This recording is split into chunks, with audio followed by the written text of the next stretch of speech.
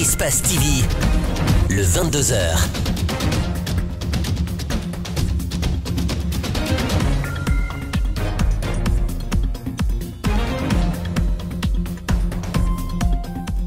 Merci de nous rejoindre sur Espace TV. Bonsoir à tous et bienvenue dans cette édition. À la une de l'actualité, le syndicat de la presse privée projette une manifestation mardi à Conakry pour exiger la libération de Lansana Camara.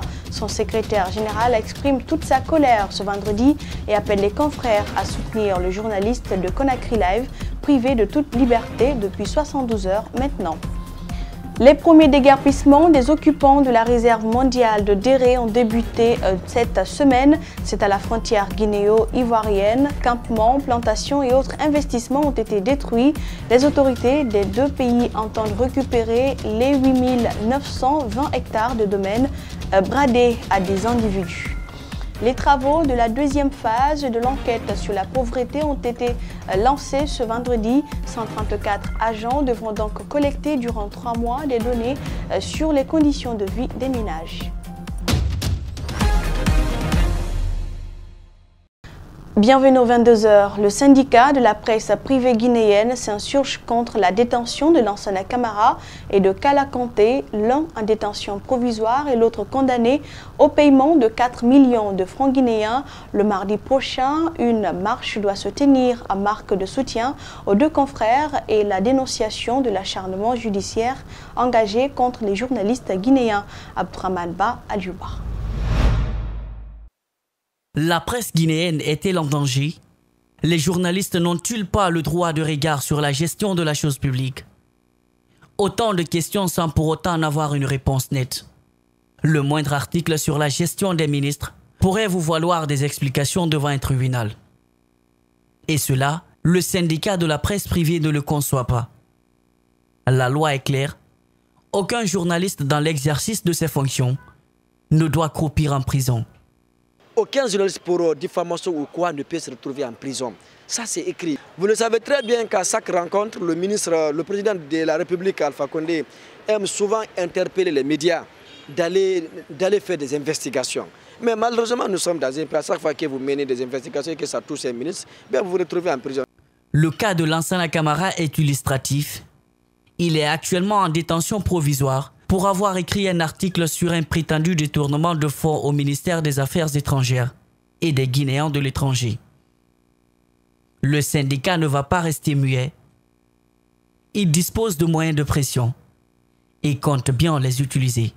Nous condamnons l'arrestation illégale de notre confrère. Nous condamnons de façon très ferme et c'est pourquoi nous avons proposé une marche de colère que nous allons faire à Kalom.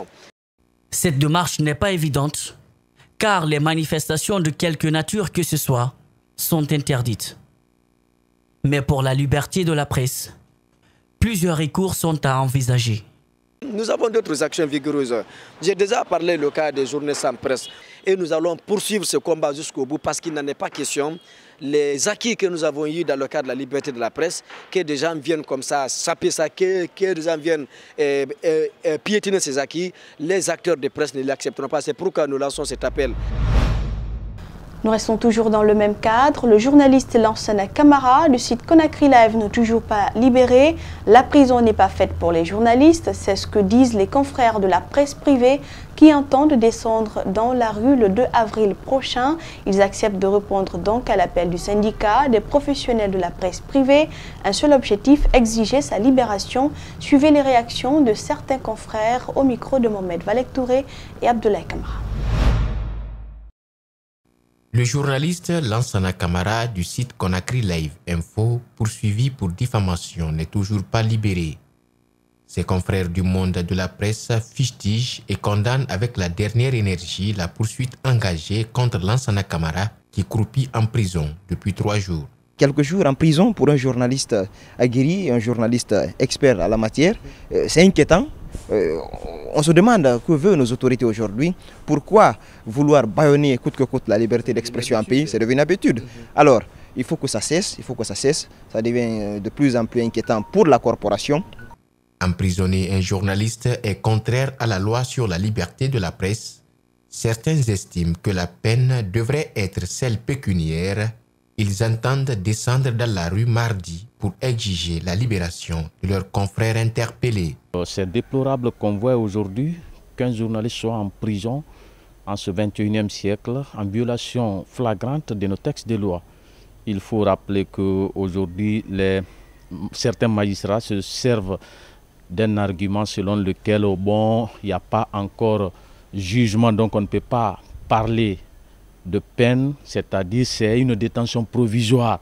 Je pense qu'il faut respecter la loi L02 qui dépénalise les délits de presse et il y a la responsabilité de la haute autorité de la communication aussi d'agir pour que ces dispositions de la loi soient respectées dans notre pays. Ce mardi 2 avril, le syndicat projette une marche pacifique pour demander la solidarité agissante des hommes de médias. Mener un combat commun pour mettre fin à ce qu'il qualifie d'habitude serait une occasion pour les journalistes de travailler sur les sujets d'investigation. En bref, la tension monte à la société minière de Dinguiraye, SMD. Les activités sont depuis ce vendredi matin paralysées à cause d'une grève déclenchée par les travailleurs qui dénoncent un certain nombre de pratiques au sein de la société qui ne favoriseraient pas à leur épanouissement. Le syndicat demande le départ du directeur général, de son épouse et du responsable de la santé, Sékou Camara. Le directeur général de SMD est accusé d'avoir refusé de faire évacuer à l'étranger un travailleur gravement malade. Martin White aurait également tenu des propos injurieux à l'encontre du chef de l'État, selon le secrétaire général du syndicat, Momo Bangoura, que nous avons joint au téléphone. Nous y reviendrons. Nous partons à Kapororaï cette fois-ci. 1410 élèves de Kapororaï et Kipé2 ne vont plus à l'école. 82 autres personnes ont besoin d'aide alimentaire. C'est le bilan provisoire donné par le collectif des déguerpis de Kapororaï et Kipé2. C'était hier jeudi au cours d'une conférence de presse animée à l'école Balouta Diallo. Justement, dans cette école, les classes sont devenues des dortoirs. Pour les familles, seules les salles de classe de 10e et CM2 accueillent le peu d'élèves qui continuent à effectuer le déplacement. Alceni Barry, Ibrahim Sori Kamara. Kapororaï, au milieu de ce champ de ruines, une école. Les classes de CM1, 7e et 8e, devenues des chambres à coucher pour ces familles. Seule la 10e résiste encore. Nous trouvons les élèves en plein cours de chimie. Les enfants sont motivés et même ils voient que vraiment le cours est maintenant presque fini. Donc chaque fois on les conseille ici pour prendre juste le courage pour qu'on finisse maintenant les cours dans bonnes conditions. Parce que le brevet reste maintenant peut-être juste maintenant 2 mois pour maintenant commencer le brevet. Les enseignants sont aussi rares que les élèves. Tous désormais obligés d'aller à des dizaines de kilomètres. Dans cette école, pour le moment, juste des élèves des classes d'examen essayent de faire le déplacement. Les cours se déroulent un peu bien parce que les professeurs ne viennent pas. Nous sommes dans une salle d'examen. Ce jeudi soir, le collectif des déguerpis de Kapororaï a dressé un bilan provisoire. 1077 concessions impactées. 14 674 personnes mises dehors qui dorment à la Belle Étoile. Donc, nous avons 88 personnes qui ont des besoins nécessaires et réels de nourriture. Nous avons 1410 élèves qui ont abandonné l'école, qui sont dispersés pêle-mêle. Le lundi 1er avril, ils organisent sur toute l'étendue du territoire national une collecte de fonds pour soulager ces victimes qui dorment à la Belle Étoile et qui souffrent de maladies. C'est pour aider les gens qui sont là, qui sont diminués et qui n'ont rien, qui n'ont plus où aller se coucher, ou manger même, qui ne peuvent même plus se soigner. Ce déguerpissement transcende les clivages politiques et ethniques. L'un des contigui de la Basse-Côte sollicite un engagement civique de tous les Guinéens. Je demande encore une fois que tous les hommes de bonne volonté, qu'ils soient guinéens ou pas, mais habitants en Guinée et principalement à Conakry, qu'ils amènent, qu'ils apportent leur contribution pour ces familles endeuillées ce jour, avant ce jour-là. Tout autre sujet, les cas de viol prennent une allure inquiétante en Guinée. 2 filles respectivement âgées de 7 et 13 ans viennent d'être violées à Conakry. La fille de 7 ans a été violée par un homme de 34 ans marié à Matam et celle de 13 ans par un jeune à l'aéroport. Les présumés violeurs ont été présentés à la presse hier jeudi avant d'être déférés à la maison centrale. Mariam Fodé Camara, Aboubakar Din Camara nous en disent plus. Les présumés violeurs ont été mis aux arrêts suite à une plainte apportée par les parents des victimes. Le premier cas de viol a été commis sur une fille de 13 ans par un jeune de 21 ans, vitrier de son état. Il aurait pris la fille à l'aéroport pour l'amener chez lui pour ensuite commettre sa sale besogne. Le second viol s'est produit sur une fille de 7 ans par un agent de sécurité âgé de 34 ans. L'acte s'est passé dans la commune de Matam. Les tests à la médecine légale confirment les différents cas de viol. Contrairement au premier accusé, le second présumé violeur nie en bloc les faits. Nous avons référé la petite à la médecine légale, comme c'est notre point clé. Et au jour d'aujourd'hui, la petite a un ITT de 15 jours. Deuxième cas, c'est sur une petite de 7 ans. L'un qui a reconnu avoir pris la petite à l'aéroport de Bessia pour l'amener chez lui. Le second nie à bloc. Ces 2 cas de viol viennent augmenter la liste des victimes du phénomène. Selon les statistiques de 2018 fournies par le POGEM, 119 cas ont été traités. Les agents de la direction se disent déterminés à aller jusqu'au bout pour mettre fin aux multiples cas de viol. En notre qualité d'officier de police, nous nous limitons à notre mission. Et pour cela, nous sommes prêts à le faire. Ça vaut le prix que ça va valoir, mais nous allons le faire. En matière de viol, c'est tolérance zéro. Puisque l'action publique est déjà déclenchée, nous irons jusqu'au bout. Les présumés violeurs ont été déférés ce jeudi à la maison centrale où ils devront attendre pour être situés sur leur sort. La Guinée est-elle devenue la corbeille des mauvais produits? Dans le plus grand marché du pays, ce sont des centaines de produits qui atterrissent chaque jour. De l'eau, du lait et des jus qui sont pour la plupart fabriqués sur place, mais que les industriels font passer pour des produits fabriqués à l'étranger. Une grande arnaque, mais aussi une grande intoxication. Nous avons pu visiter quelques unités industrielles avec le ministère du Commerce et les services du colonel Moussa Tcheboro Camara. Ces images que vous allez voir sortent de l'ordinaire. Nos reporters Mamadou Saluba et Mohamed Alouseni Camara nous signent ce grand format. Accompagné d'un cadre du ministère du Commerce, du colonel Tchekbore et de quelques agents de sécurité, nous avons eu accès à plusieurs unités industrielles. Première étape, l'usine Jun Aye. Ici, on produit du jus de fruits et de l'eau minérale. Mais en réalité, c'est seulement la mise en bouteille qui s'effectue sur place. La composition des aliments nutritifs est faite à partir de la Chine. Aucun contrôle, aucune date de production, encore moins de péremption n'est mentionnée sur la bouteille. Pourtant, le produit est prêt pour la vente. Et tout est importé. Tout est venu de la Chine. Même le pourcentage. Tout est venu de la Chine. Donc on ne peut pas accepter cela.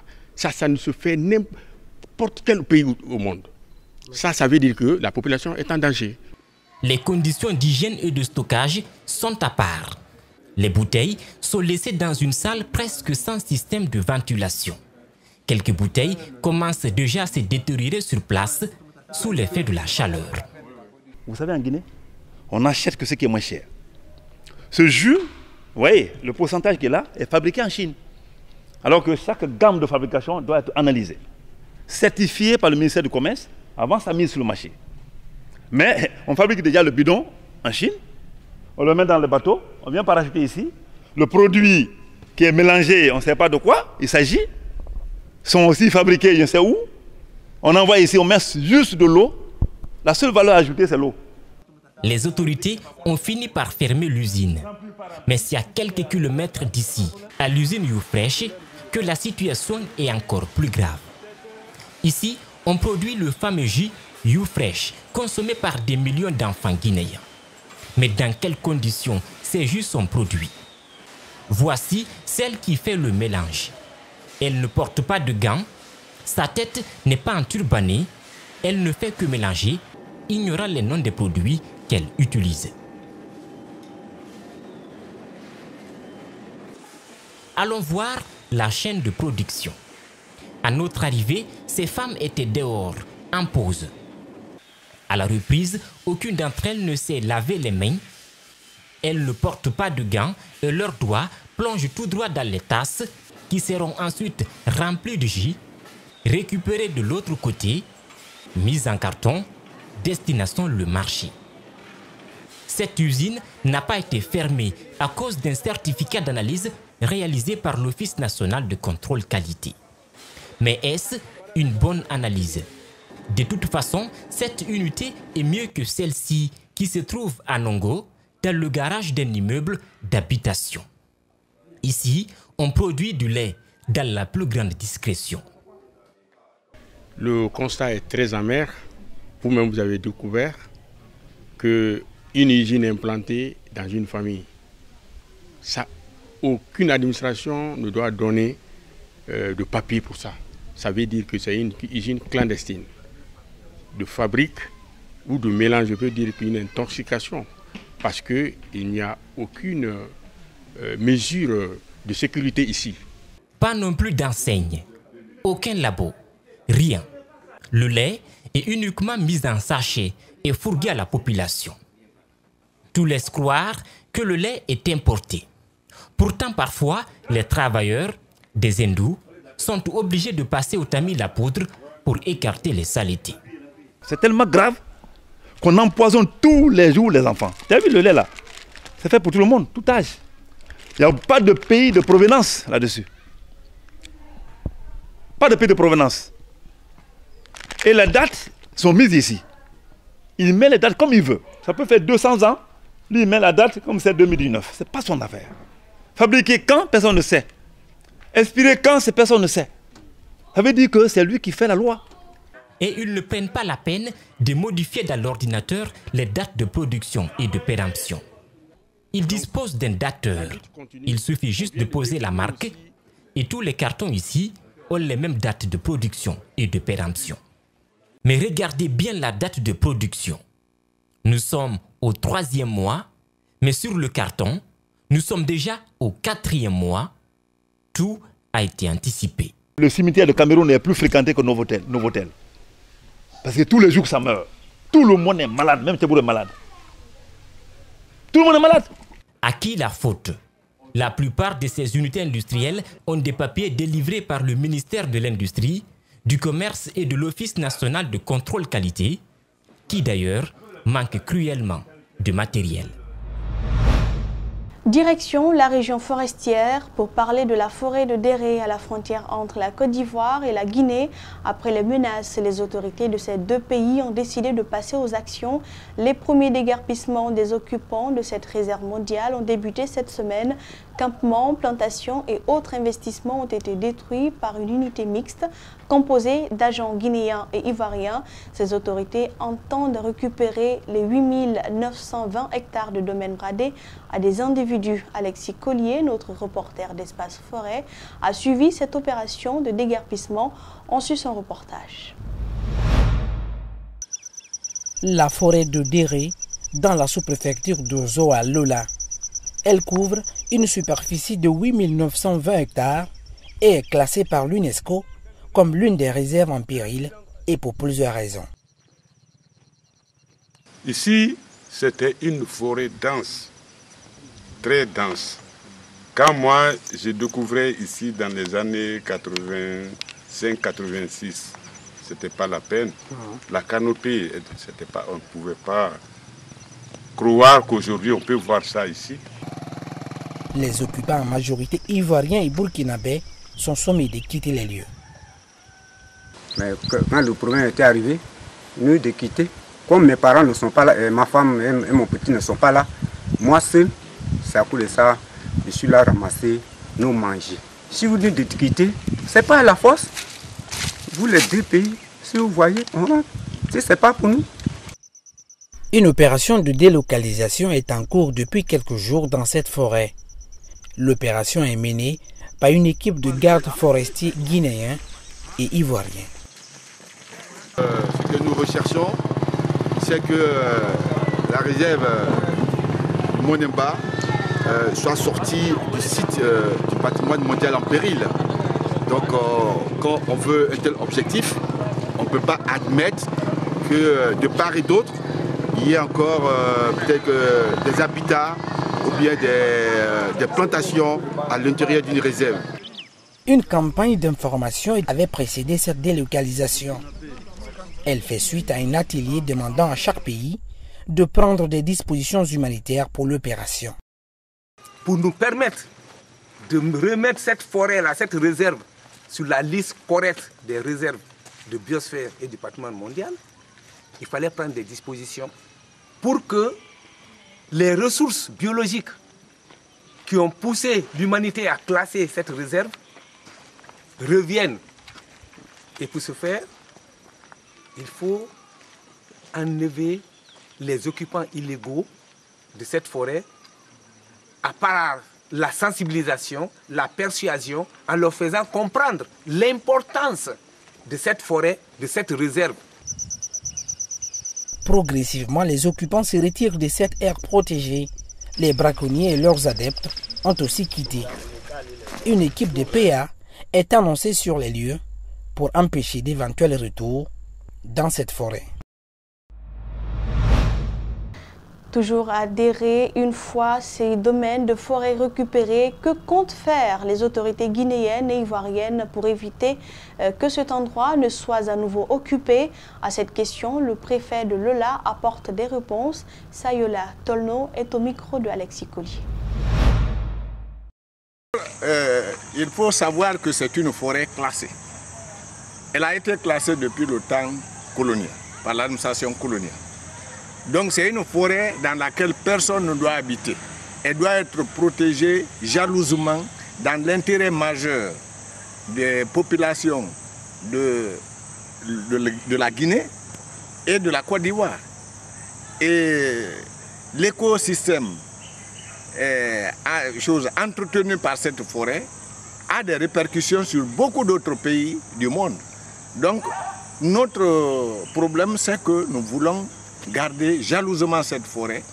Et puisque nous avons fait la sensibilisation et nous sommes passés à l'état d'information, nous avons demandé aux gens de quitter librement, ils ont quitté. Et ceux qui sont restés, on a envoyé les éco-gardes, les conservateurs de la nature, qui sont allés leur prouver, pas par la violence, mais les persuader qu'en réalité, ils doivent quitter. Et ils ont quitté.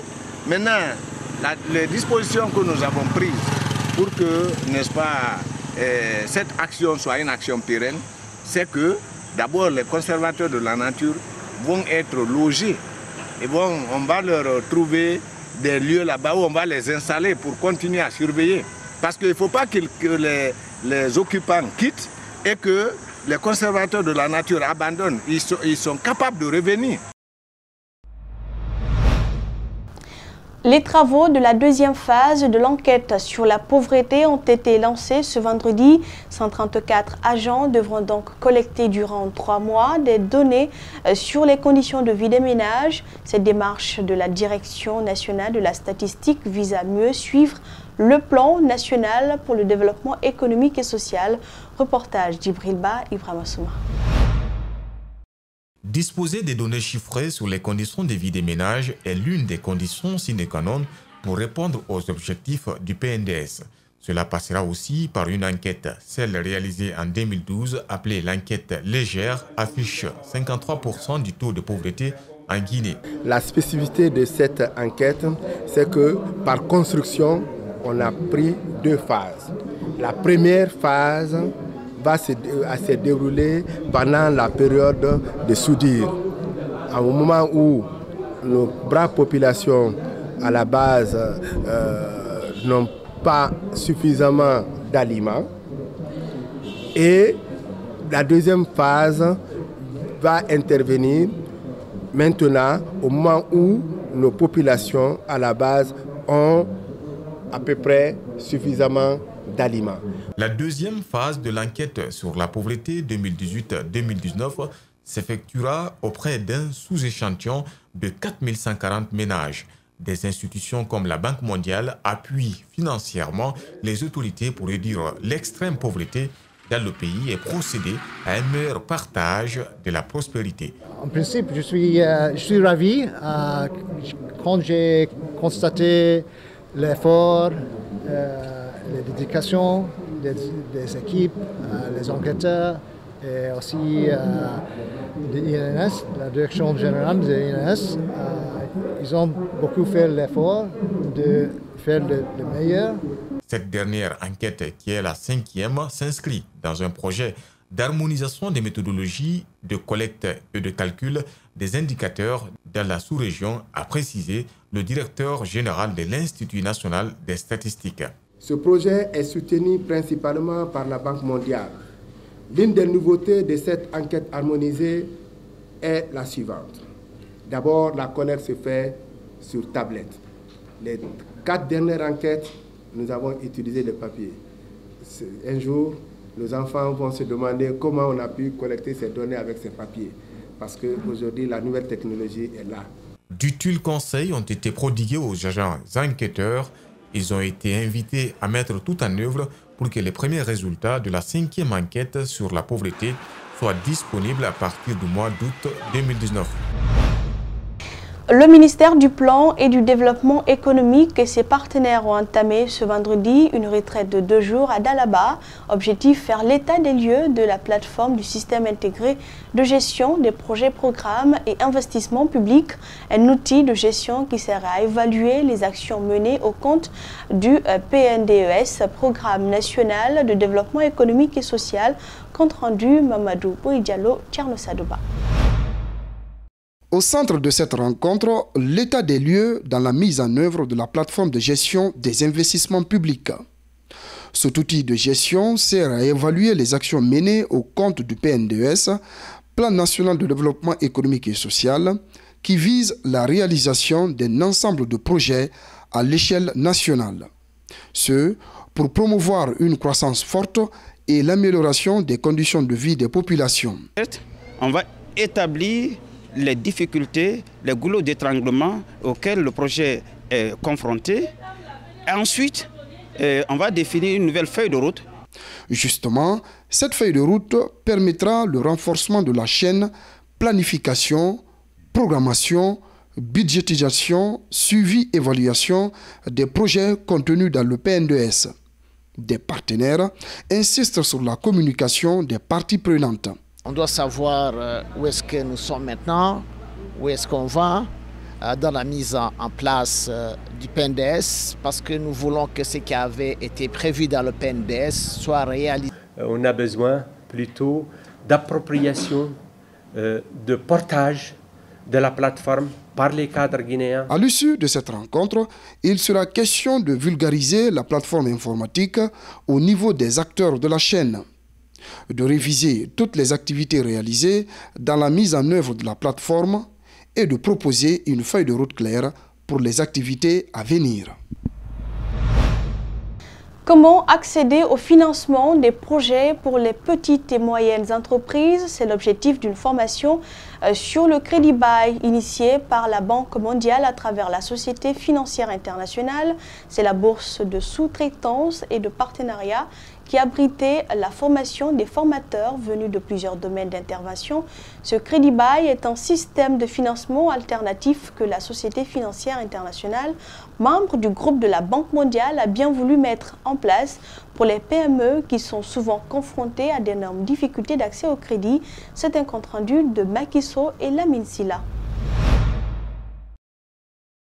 Le crédit bail s'intéresse essentiellement au financement des moyens de production de PME, moyennant l'achat d'un bien au bénéfice des structures sous forme de location et par la suite, le matériel revient aux PME.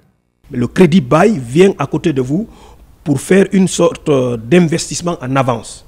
Eux, ils achètent l'équipement dont vous avez besoin, ils le mettent à votre disposition en location pendant une période donnée.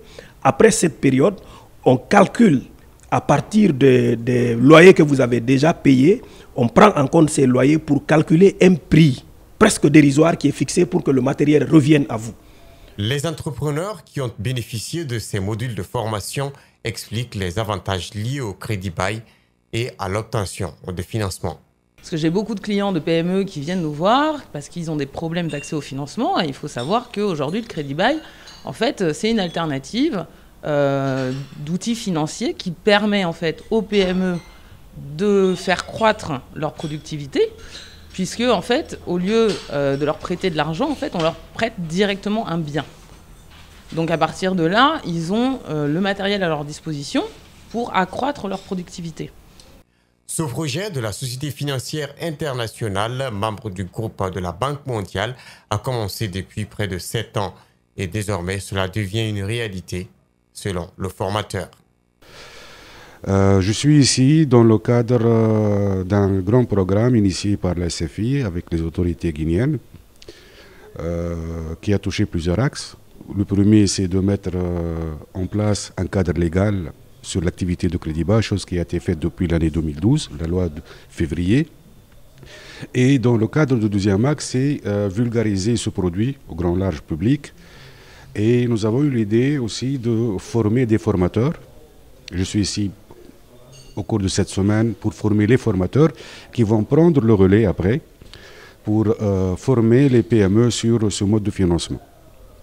Pendant 4 jours, les participants à cette session de formation qui se tient à travers la bourse de sous-traitance seront outillés de connaissances en vue de les vulgariser sur le plan local.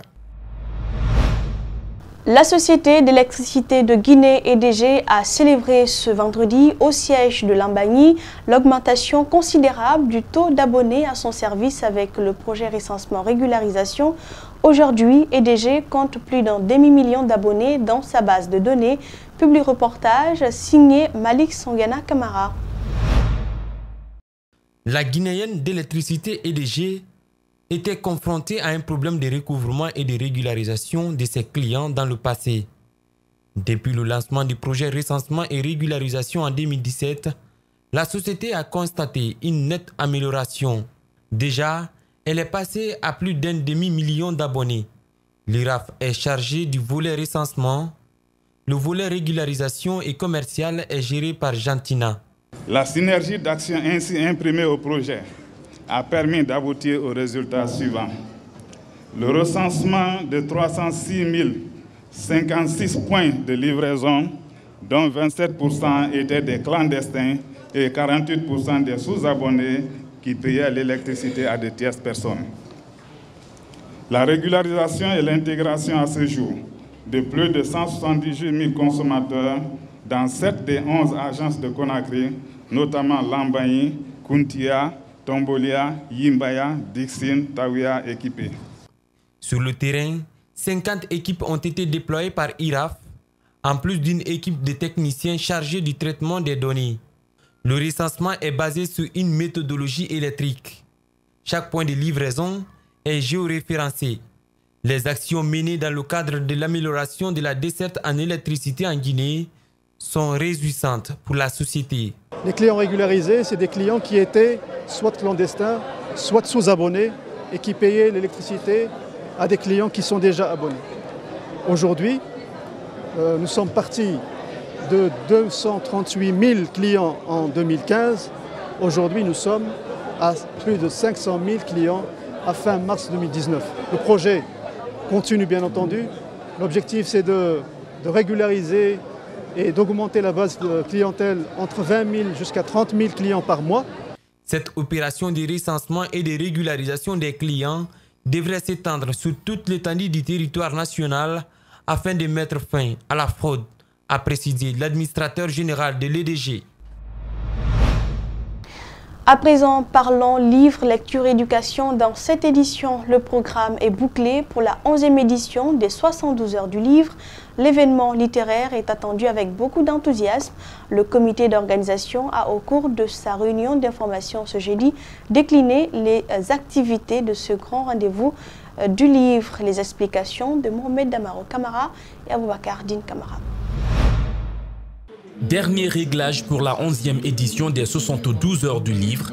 C'est un programme alléchant qui a été décliné lors de cette réunion du comité d'organisation et Conakry est toute Paris à recevoir le monde littéraire, du moins ce qu'affirme le commissaire général de l'événement. Nous allons effectivement amorcer le premier marché international du livre africain nous allons restituer les études de faisabilité des rencontres internationales du livre d'Afrique de Conakry avec la francophonie. Donc nous sommes assez satisfaits de ce qui se passe aujourd'hui autour des préparatifs. Nous espérons que nous aurons de l'accompagnement et au niveau du gouvernement et au niveau des institutions, mais aussi des acteurs privés pour que la Guinée puisse réussir sa 11e édition. Lancées il y a 11 ans, les 72 heures du livre sont devenues un rendez-vous littéraire incontournable. Elles sont l'occasion de promouvoir le livre et d'encourager à la lecture. Comme les précédentes villes invitées, Farana, désignée pour cette 11e édition, bénéficiera d'une attention bien particulière. Nous avons signé une convention avec une ONG sérieuse qui va nous permettre désormais de construire des bibliothèques et à Conakry et à l'intérieur du pays. Et nous sommes en train de nous battre pour permettre vraiment à la ville de Farana, qui est la ville invitée d'honneur cette année, d'avoir un ouvrage exceptionnel à l'image de ce qui a été fait à Cancan. Avec l'accompagnement du ministère de la Culture, des Sports et du Patrimoine historique, tous les professionnels du livre et des images, pour rester dans l'esprit du thème, sont associés à l'événement. Ils l'attendent avec beaucoup de fureur. C'est un événement très heureux pour moi. Déjà, dans mon concept d'enseignant, je me dis que le livre, c'est la source de toutes les connaissances. Alors qu'on vienne faire découvrir la beauté de la lecture aux apprenants est une chose merveilleuse que nous attendons avec beaucoup d'impatience. 3 jours pour d'intenses activités littéraires. Notez bien les dates, les 23, 24 et 25 avril prochains. Culture, toujours dans cette édition, la 2e édition du Match du Rire, c'est pour les 30 et 31 mars. Un prélude à ce grand face-à-face, la structure organisatrice de l'événement a conféré jeudi avec la presse. Objectif annoncer les couleurs de cette manifestation culturelle sous-régionale. Mariam Fodé Camara et Yacouba Traoré pour le compte-rendu. Les préparatifs de la 2e édition du match vont bon train, rassurent les organisateurs qui mettent les bouchées doubles pour rehausser le niveau de la compétition. La particularité de cette année est la formation des jeunes humoristes pour leur émergence dans le milieu. La particularité, comme je l'ai dit tantôt, c'est le contenu déjà des acteurs, mais aussi également la formation que nous avons initiée par rapport au masterclass, essayer de un peu revoir le niveau de nos jeunes qui veulent vraiment émerger dans ce milieu. Ces décors, nous estimons que pour nous, c'est une surprise. Ce qu'on peut dire, ils n'ont qu'à faire le déplacement et verront déjà ça sera quoi la 2e édition du Match du Rire. Surtout, le contenu, il est vraiment impeccable. Cette 2e édition s'annonce tendue entre Moussa Kofoué, Oumar Mané et Zebal Traoré de la Guinée qui disputeront ce match avec des humoristes ivoiriens Wallace Agalawal et Boukari. Quel que soit le défi, quel que soit le match, que ce soit du côté ivoirien ou guinéen, nous on vous promet du rire. Vous allez venir passer un agréable moment et puis pour parler sincèrement, il n'y a pas de match réellement. Les gens viennent pour s'amuser, pour rigoler et que ce soit la Guinée ou la Côte d'Ivoire ou le Maroc, etc. On reste des frères, on reste une famille soudés. Il ne faut pas que les Guinéens se fâchent quand on va gagner. C'est une famille qui est là. On est soudés. Maintenant, il n'y a pas de problème. J'invite tout le monde, surtout tous les Guinéens et tous les Ivoiriens. Vous allez connaître qui s'appelle Moussa Kofoué. Dédié à la mémoire de Feu Kadiatou Mos Camara, le rendez-vous est pris samedi et dimanche pour rire à décrocher les mâchoires. Et c'est un élément qui met fin à cette édition d'information. Merci de l'avoir suivi. Les programmes continuent sur Espace TV.